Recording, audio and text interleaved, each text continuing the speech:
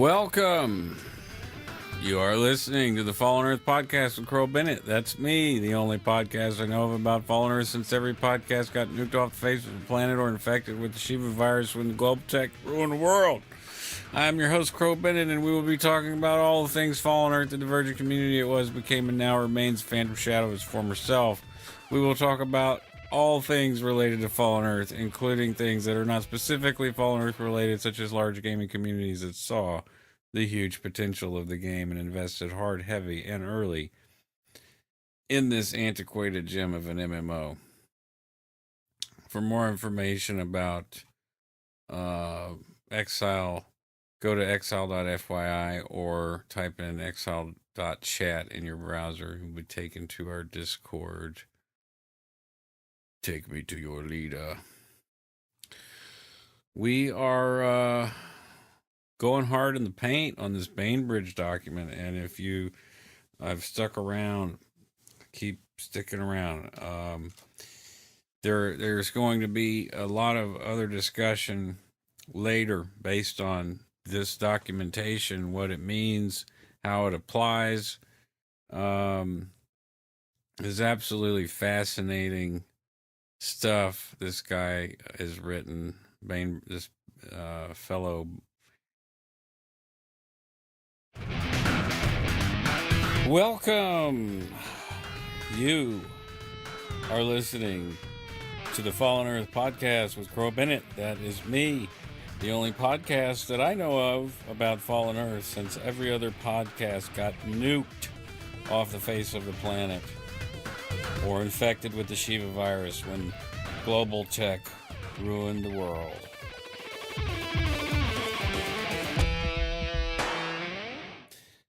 I am your host, Bennett, and we will be talking about all things Fallen Earth. The divergent community it was, became, and now remains a phantom shadow of its former self. We will talk about all things related to Fallen Earth, including things that are not specifically Fallen Earth related, such as large gaming communities that saw the huge potential of the game and invested hard, heavy, and early in this antiquated gem of an MMO.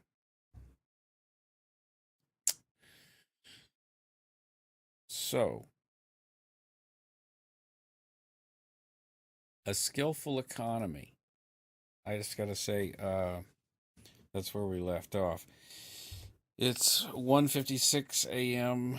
Sunday, 9/25/2022, and I just got back from the New Orleans performance of the Afghan Wigs How Do You Burn tour. It's a lot of dates. It's more dates than they've done in quite a long time and over a lot wider of an area. They're going around the United States and to the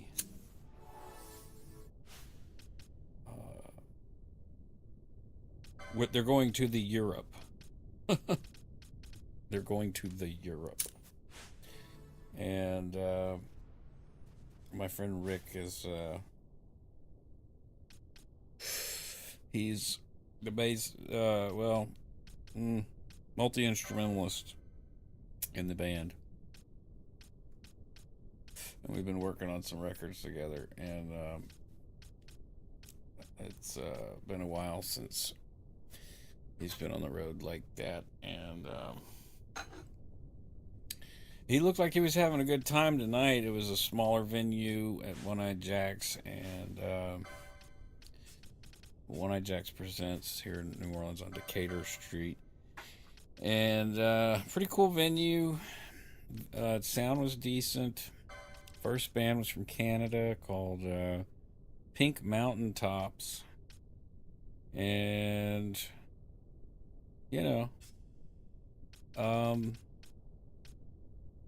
I've been in the music business for a long time, and it sounds like a cruel joke, but it's really a harsh truth. Is that, or were we talking about hard truths? I don't know.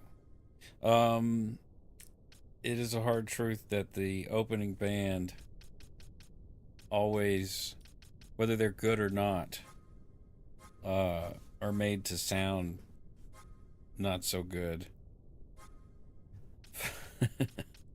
So that the headlining act sounds amazing. Yeah, that really does happen. So, hard to tell if they were, I mean, they were tight for sure, but it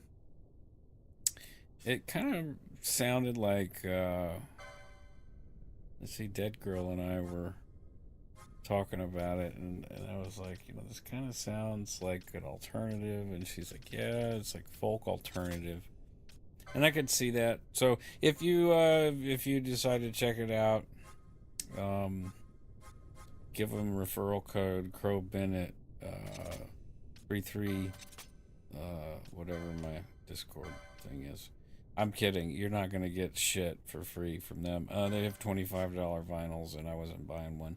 I did get a poster, though, the Wish You Were Near tour poster for the Afghan Wigs, because it's the old cover. It's a mock-up of the old cover from Wish You Were Here, which I think was... That photo was taken with the man on fire and the other guy shaking his hand. I think that was taken at Paramount Studios.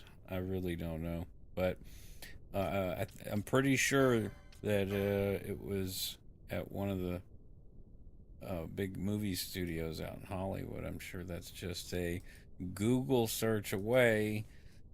Just the tedium. Where was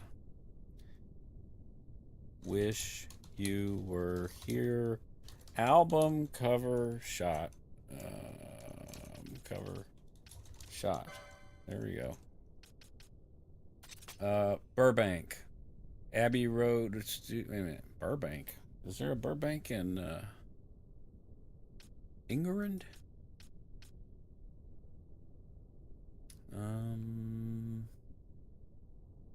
Okay.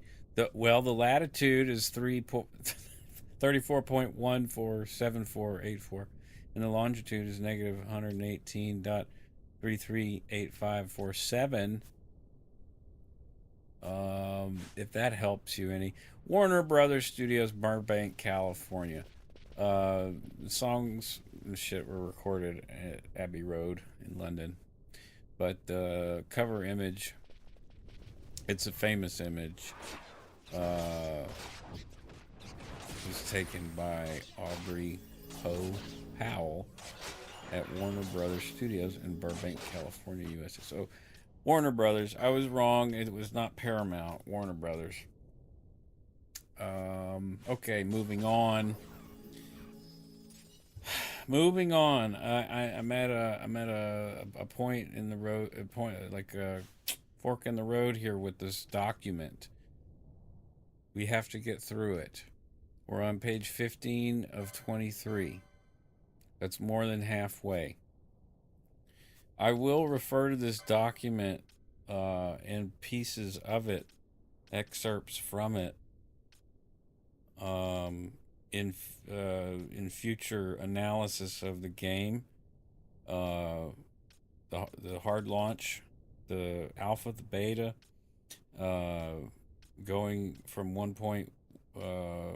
from launch to 1.1 to 1.2 to 1.3, 1.4, which were major phases, basically quarterly updates of a subscription base that Fallen Earth had. There are,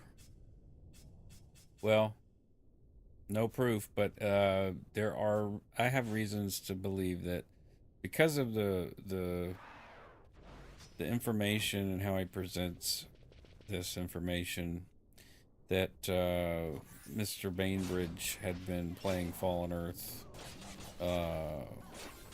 for, number of years, maybe going back to 2010. He may say that. I don't know. But he may not have been doing research until, after he started playing it and seeing that there was this actual good convergence and divergence, not only within the. Well, this guy's so smart. He predicted that, of course, if you have player versus player zones that, and you have these non-player factions that are constantly up your ass to do stuff for them and kill other people and kill their opposing faction, that this was going to inevitably lead to war and the decline of civilization, but in this case, maybe the game itself. So, all right, 2:04 a.m. I took a nap, slept late today, so I'm all vampired up, I guess, which is it goes with the theme here in New Orleans. Except N. Rice don't live here no more. A skillful economy. I'm gonna have to move this so I can. There we go. So my neck's not hurting. All right. What's that integrated circuit sound like? Okay. Sounds pretty good. Yeah. A skillful economy. When Gibbon was originally resurrected near the rim of the Grand Canyon. Boy, are we just jumping into it or what? Okay. Right in the rim of the Grand Canyon. At the very beginning of his climb up the status ladder of experience, he found himself in the village named Clinton, which was under attack from blade dancers. A gang of sword-wielding maniacs inspired by ancient Norse religion and led by a charismatic psychotic named Loki, after the Norse trickster god. Well, duh. But I guess it's, you have to cover all your bases, academia. Clinton had been a training site for park rangers, and several residents immediately began teaching Gibbon how to cope with his dangerous environment. The blade dancers were attacking in order to seize deadly toxins in a mine beneath the village, and one of Gibbon's first lessons concerned how to gather copper to make bullets for the weapon he first carried, a pathetic air rifle. Later on, he would be able to craft ammunition for a powerful rifle from copper, lead, steel, and gunpowder made from geologic and biological chemicals, all harvested from the environment. From missions and some defeated enemies, Gibbon gained poker chips he could spend with NPC vendors and in a very effective market, partly supplied by other players. But he made for himself much of what he needed using combinations of 11 different trade skills. 3 of them are primarily gathering specializations that take resources from nodes scattered across the landscape: geology, nature, and scavenging. Each node requires a specified level of skill to assess or access, and nodes near the high end of a player's skill can increase the skill up to a limit determined by the avatar's achieved level of 2 statistics. Need some, that's not Jeopardy music. Intelligence and perception, as well as general experience, which is your level. Others combine resources to create things, from bullets to medicines. Table 10.3 outlines all 11 trade skills, along with the maximum level Gibbon achieved when he ceased exploring Fallen Earth at the maximum general experience level. And I'll just name off the trade skills. There's a thing here that says e-proofing Springer. So this is something that is printed in a book. Armorcraft, ballistics, weaponry, geology, mutagenics, science, and there's a support. Okay, the crafting. I never realized that actually, that there were higher tree, like a higher tree from the trade skills. So you have combat trade skills, armorcraft, ballistics, and weaponry, research trade skills, geology, mutagenics, and science, support trade skills, cooking, medicine, and nature, and other trade skills, construction, and scavenging. All right, Gibbon reached the maximum levels of 196 with the 3 gathering professions, and equally high 180 levels of the 2 trade skills he emphasized for research purposes, medicine and science. He did not need to take the other trade skills to that level, but would have been a more effective fighter had he done so. At the higher levels of general experience, he carried 2 rifles, one in his hands and the other slung over his back. They used different ammunition, one medium caliber and the other heavy, as a hedge against the fatal error of exhausting his ammo, because if the gun in his hands ran out, he could switch to the one on his back and then replenish both before his next expedition into the wilderness. The ammunition used ballistics trade skill and required him to have reached level 45 in it before he could make any. Producing it raised his level still further, but not indefinitely. At level 75, he gained the ability to make more efficient kinds of ammo, but at much greater cost in materials, so he did not bother. Indeed, at that point, he found it more efficient to buy his ammo from the market and put his crafting effort into other skills. Another table he's referring to, same table, lists of some of the things Gibbon could make, having both the recipe and skill required. Only the most dedicated players take many skills to the maximum level of 196 because they can often buy or trade for what they need. Gibbon joined a clan in the Fallen Earth term for guild, but it was of very little use. Late in his history, he noticed that the guild leader was changing frequently and communicated with the current one, discovering that it had become merely a bank storage space for resources belonging to an all-Russian clan called Red Alert.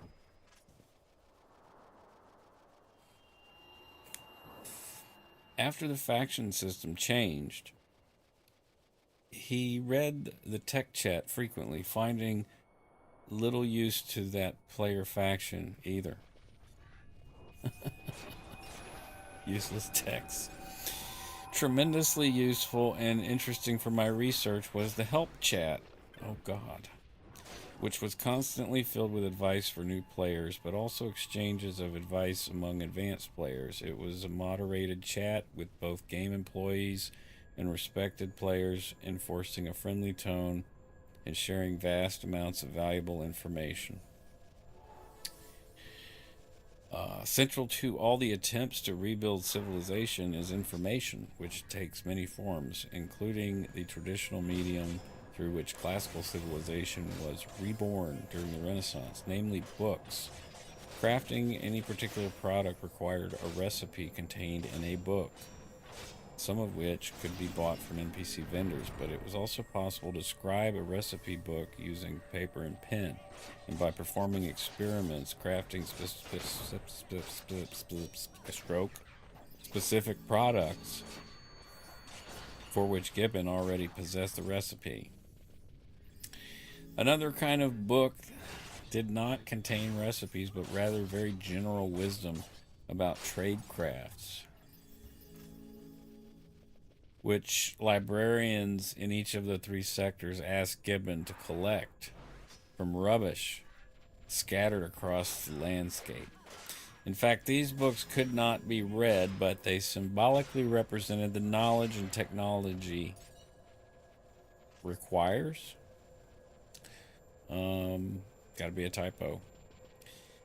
10.3 also lists the books for the Northfields collection, which Gibbon completed. Note that each book had to be collected twice to be bound together into two different topical collections. The collections themselves fit together into three major topic areas, which were a logical ontology,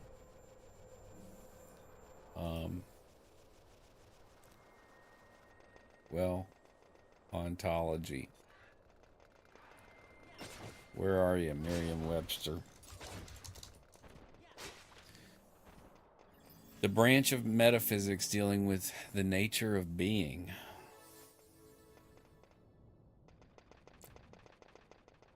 So let's reread that sentence. The collections themselves fit together into three major topics, which were a logical ontology.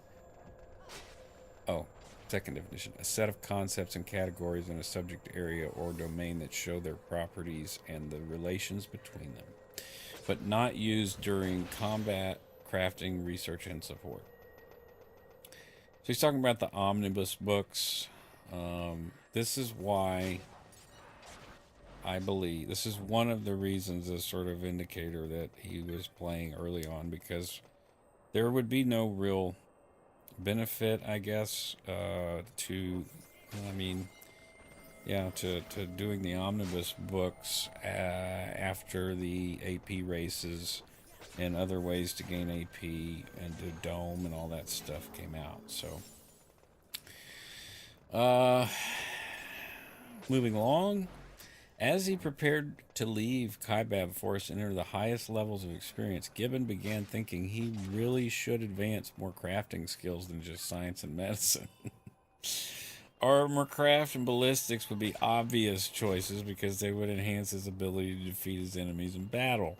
However, his goal was knowledge more than power, so he decided to emphasize two trade crafts conceptually related to the ones he was already advancing, mutagenics and cooking. It appeared that mutagenics would require careful study, so he first worked on cooking. I'm sorry. This is fascinating to me. I want to hold some of my commentary, but I gotta also acknowledge that William Sims Bainbridge did not grow up playing MMOs. In fact, he infiltrated the Process Church in 1978. So, video games. Anywho, I can't give him too much shit for being a noob, is what I'm saying. Cooking proved useful when he was, because he's not a noob when it comes to sociology. And what he provided, this insight that he provided into this game, putting his academics to use for such a purpose is, I thank him for it. Cooking proved useful when he was doing a variety of missions for Shiva's favored in Deadfall, because he decided to do absolutely everything they asked of him, and 2 missions required producing edibles. He did not have the necessary skill level and lacked one of the required recipe books, so he cooked other things. At skill level 135, War Leader Cesar asked for 10 cheese biscuits. The ingredients to make 5 were 1 edible egg, 5 units of questionable grain, 2 each of questionable milk and savory spice, plus 1 unit of blue cheese. So Gibbon had to cook twice. 5 units of blue cheese required that Gibbon had studied the Cooking Components 3 cookbook, plus possessing 1 unit of savory spice and 2 each of questionable milk and questionable vegetable, while the biscuits themselves required him to have the Improved Baking 3 cookbook, Another. Yeah, you thought cooking was going to be the easy route. Another of the Shiva's favored, Magda, wanted fried cola and fruit cobbler, the latter of which required cooking level 150 and possession of advanced baking 2 cookbook. Far more important, the Shiva's favorite in Tabara needed the special serum that might allow them to survive in non-toxic environments. After Gibbon had retrieved some the rival Shiva's blessed sect, he began bringing load after load of ingredients from which more of the serum could be concocted. Each load earned him 50 points of general experience, 400 poker chips, and an additional 250 rep with Shiva's favorite. A load consisted of units of average coagulant and 5 tattered splint packs, both of which Gibbon could make once he had raised his medicine skills sufficiently. And I believe that would be 150 if I remember correctly. I'm not sure. When he turned to mutagenics, Gibbon suffered a disappointment. Sometime during the gaps in time when he was not active, the mutagenics trade skill had been halted, and players bought the products from special new vendor. Another indicator that he was playing much earlier.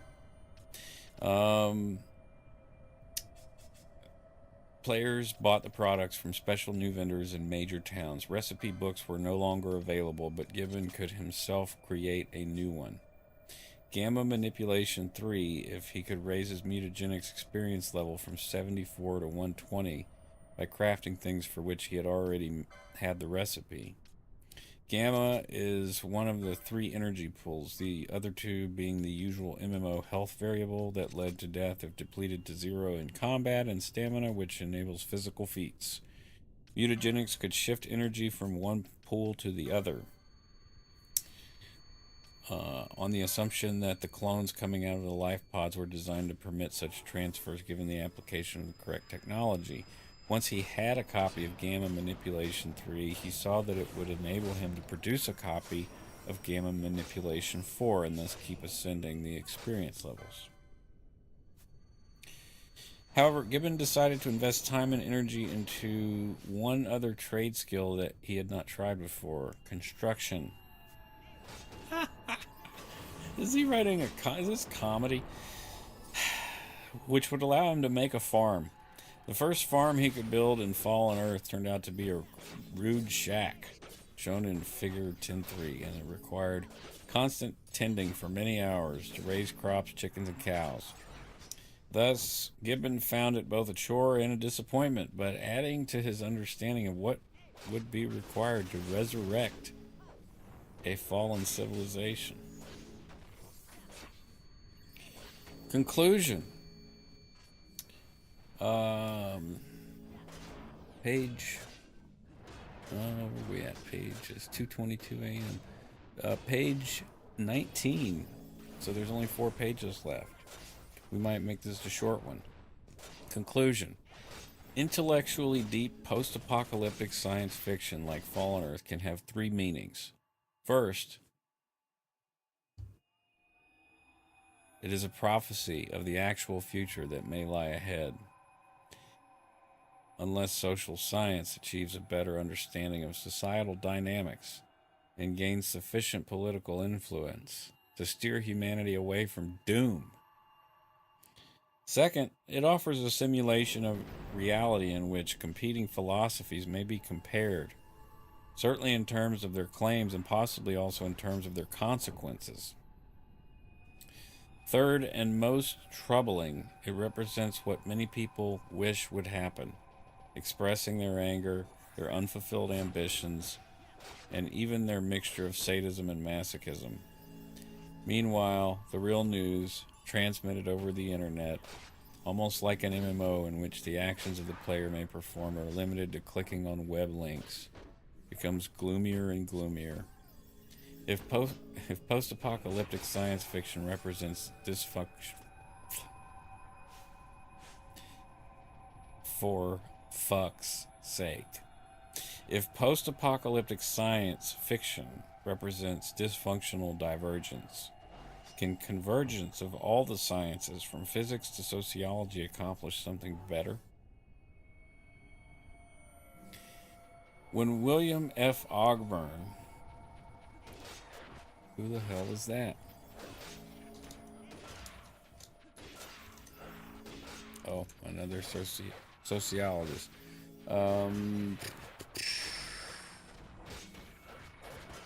Born in Butler, Georgia, and died in Tallahassee, Florida. He was a statistician and an educator. Received his BA degree from Mercer University and his MA and PhD degrees from Columbia University. 1886 to 1959. Served as the president of the American Sociological Society, later changed to Association in 1929. His presidential address, The Folkways of Scientific Sociology, was delivered at the organization's annual meeting in Washington, D.C. in December 1929 and was later published in the hearings of the 1929 meeting.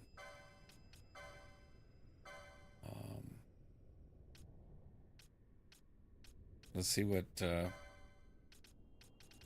Bainbridge has to say about William Ogburn. When William F. Ogburn wrote about the mortal danger of nuclear war, he suggested several responses. Yet central was the belief that the world could no longer survive as separate nations that could battle each other, but must unite into a single stable civilization. Let's read that again.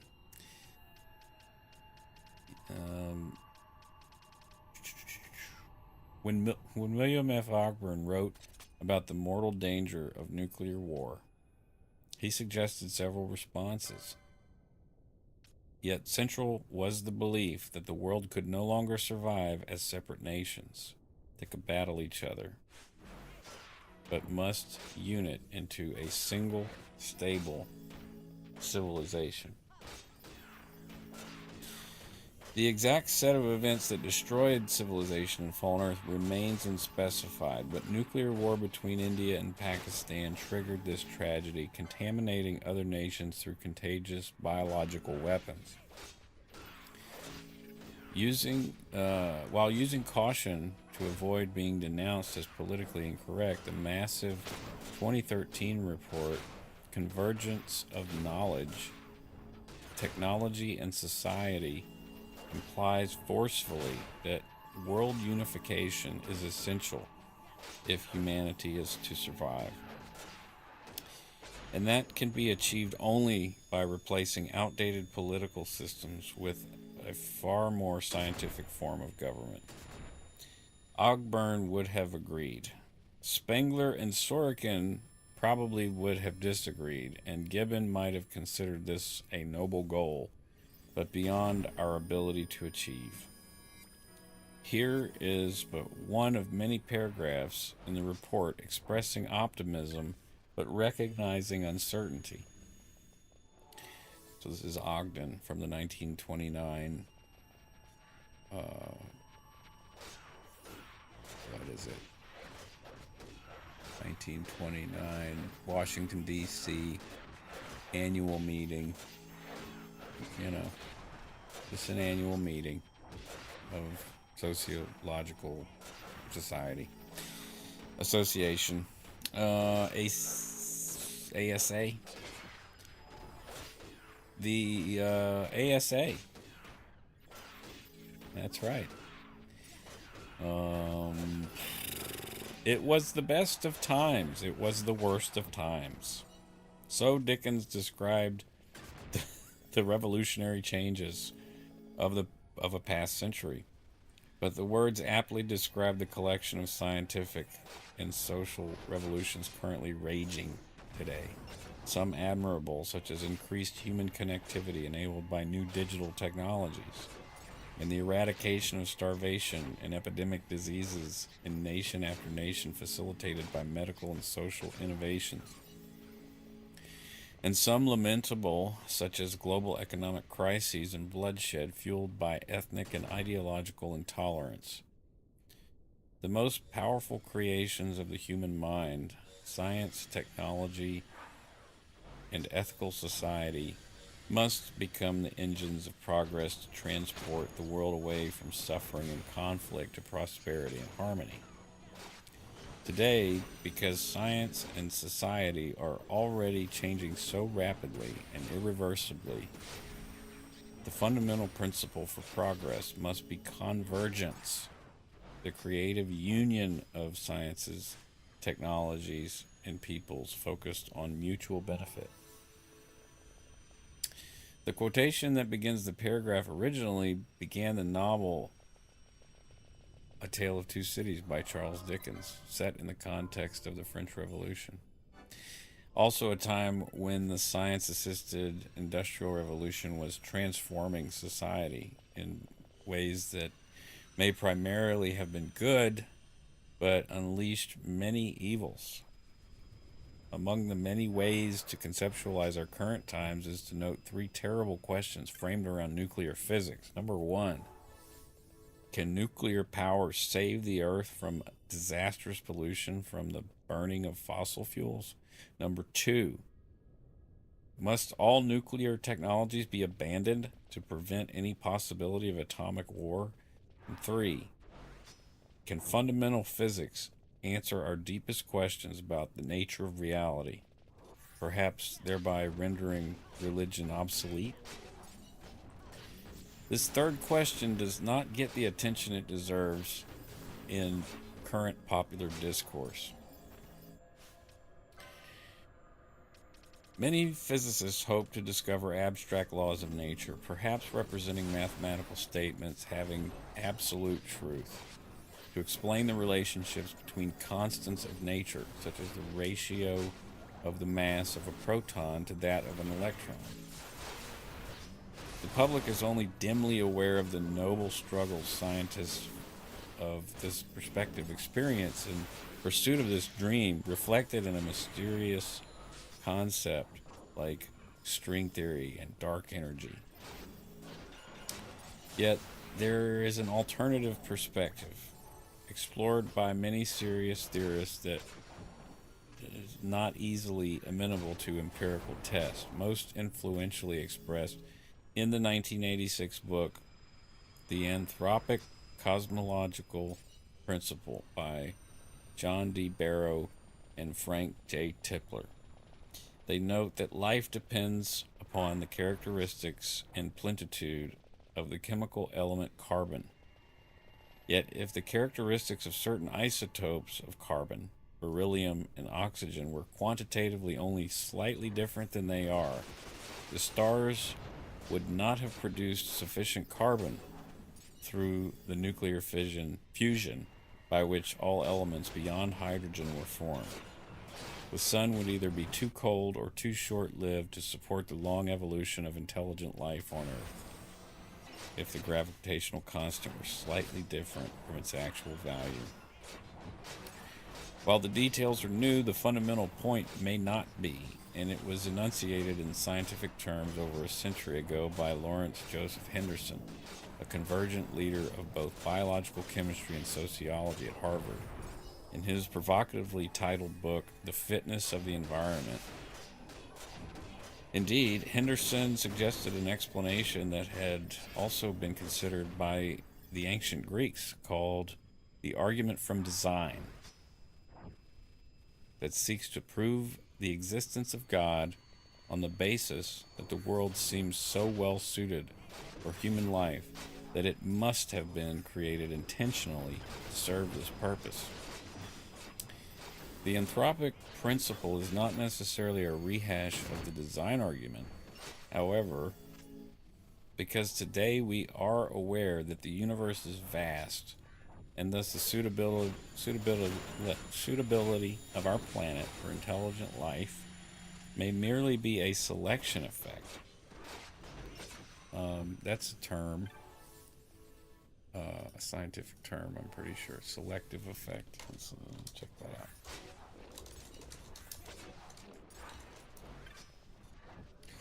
Selective effect.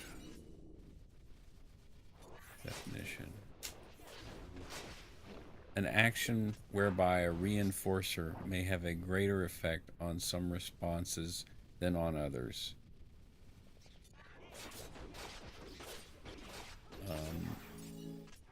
That is the APA. So it's a psychological term. Selective action, selective effect, selection effect. Let's see if there's a sociological term. Selective exposure theory.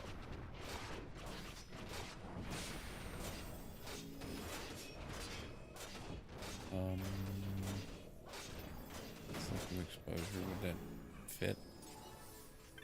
The anthropic principle is not necessarily a rehash of the design argument.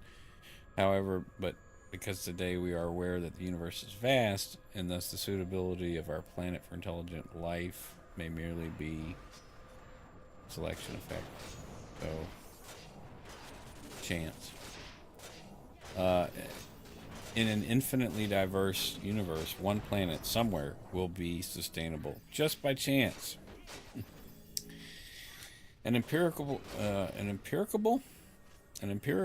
challenge for the anthropic theory is the fact that astronomers generally find that essentially the same natural laws are in effect as far as their telescopes can see. However, clearly most planets are unsuitable for life, and the universe may be much larger than the realm we can currently observe. For example, one model of the origins of our universe say that it began with an inflationary period much more extensive than the popular conception of the Big Bang, and that universes may even generate offspring universes through a potentially infinite series of such explosions, each with slightly different physical parameters. The notion that an infinite number of parallel but diverse universes, there's no S there, but it should be, might exist sound like science fiction fantasy. Yet, serious scientists have explored such possibilities. These ideas are certainly compatible with chaos theory. And let's just look that up real quick in case you don't know what that is, so that we're on the same page. Chaos theory, sociology.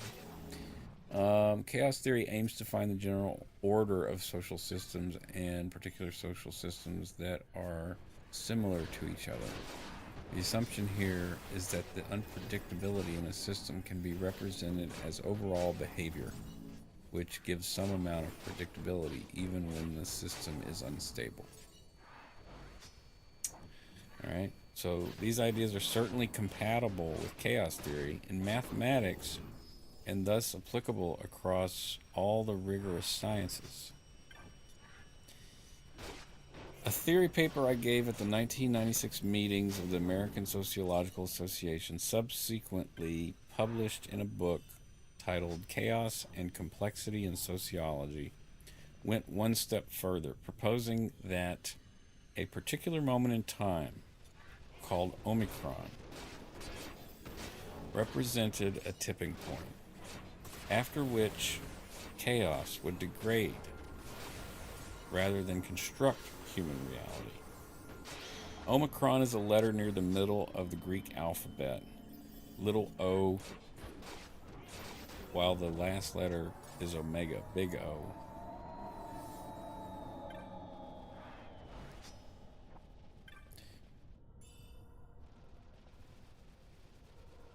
Omega may signify an ultimate goal. And for theologian and amateur scientist Pierre Teilhard de Chardin, the omega point represented the point of convergence of God and man, possibly at a specific time in the future. But if God does not exist and every human life serves no transcendent goal, the key point in time may be near where we currently are rather than in some ideal future.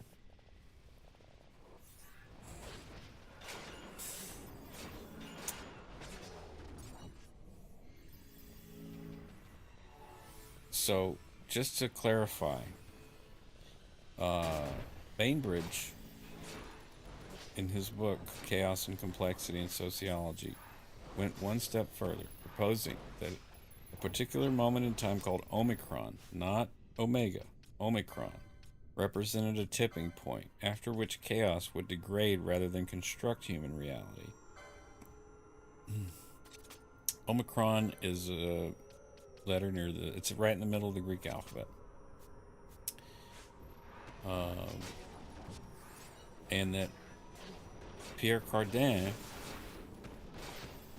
posited this omega point. Alright, so represented the point of convergence of God and man, possibly at a specific time in the future. But if God does not exist and human life serves no transcendent goal, the key point in time may be near where we currently are, rather than in some ideal future. There's no time like now. Omicron is the moment when the question was, for the first time, well and fully asked, why is the world suitable for human life?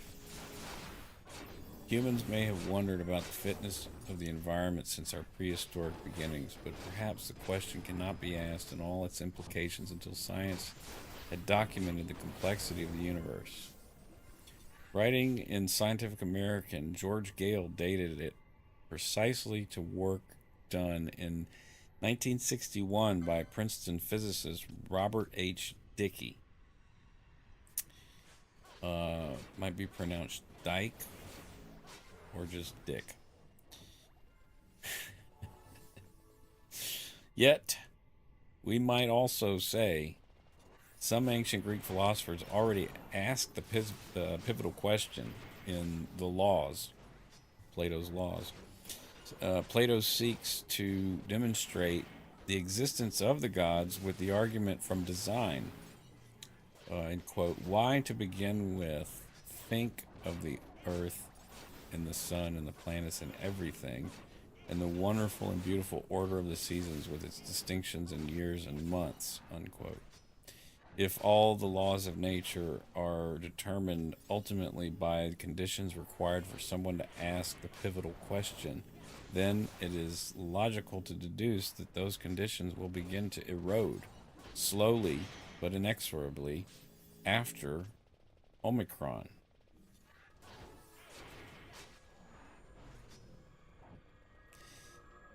So he's putting his he's staking some of his theory, or his what did he say? Going one step further, he's stepping out onto Plato's laws and saying, why to begin with think of the earth, the sun, the planets, and everything, and all the wonderful and beautiful order of the seasons with its distinctions of years and months, if all the laws of nature are determined ultimately by conditions required for someone to ask the pivotal question? It's a paradox, right? Then it is logical to deduce that those conditions will begin to erode, slowly but inexorably, after Omicron. Yes, the physical universe can persist for billions of years, but there is no reason to believe that any sociological laws exist beyond those required to support a philosopher like Plato in a city-state like ancient Athens. If that argument is strictly true, then all societies more complex than the ancient Greek city-states are precarious constructions beyond what nature requires. The possibility resonates with the theories of Gibbon, Spengler, and Sorokin. If Gibbon was right that the Roman Empire was an unlikely and difficult social construction beyond what humans can normally sustain, then the same is probably true for all of modern civilization. If Spengler is right that each civilization is based on an idea, then all of human existence may be based on a bigger idea, such as the existence of God, that will fail in the decades after the Omicron point gives the pivotal question its modern anthropic answer. The optimist in this trio, Sorokin, would predict a permanent sine wave of historical oscillation far into the human future as societies temporarily converge at scales larger than ancient Greek city state, periodically crashing back to basics, as in fallen Earth. And that is the end of this document. So there are 35 references. I'll just go through these quickly. Ones that, may be of use. There's 35. I'm not going to go through all 35. The City of God by St. Augustine, 1903.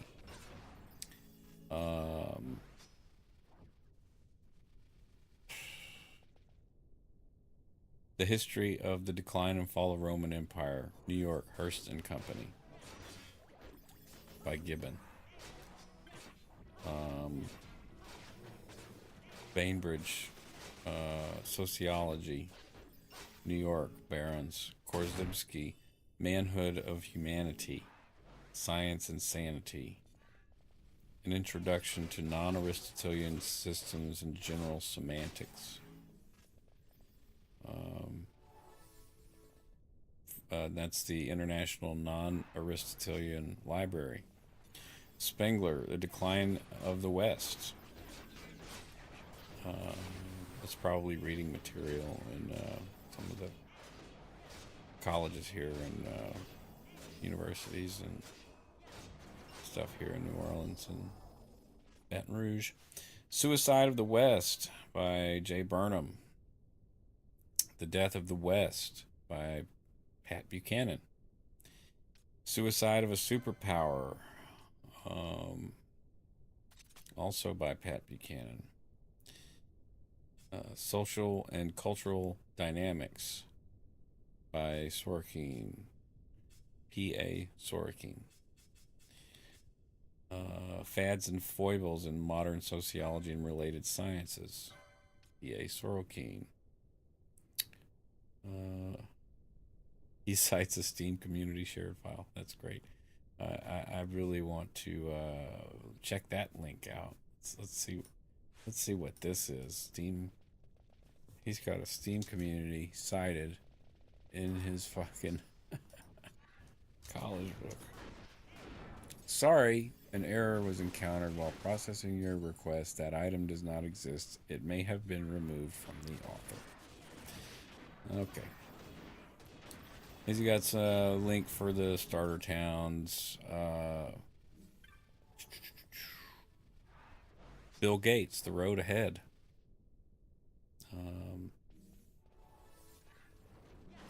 I have never finished a Bill Gates book, but I do like reading Bill Gates books.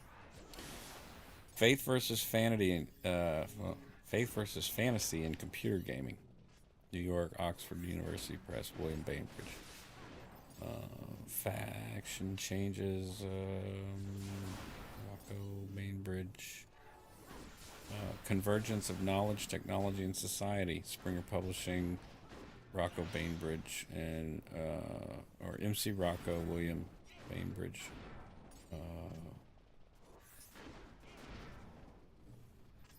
There's a lot of collaborative publishing listed here. Mandelbrot, B.B. Mandelbrot, The Fractal Geometry of Nature,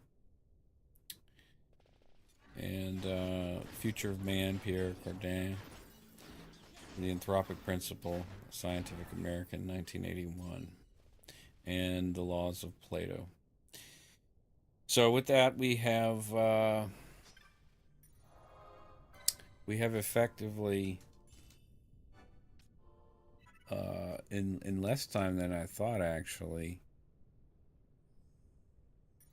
made it through the entire Bainbridge document. It's only 35 pages, but boy, isn't that some dense material. That is some dense stuff, and I really I really even took it. I went fast. Kind of blew through it. Maybe should have went slower. But as I said, I will refer to it later. For now, we'll catch you on the next podcast. It's 2:48 a.m. Sunday, 9/25/2022. Boosh.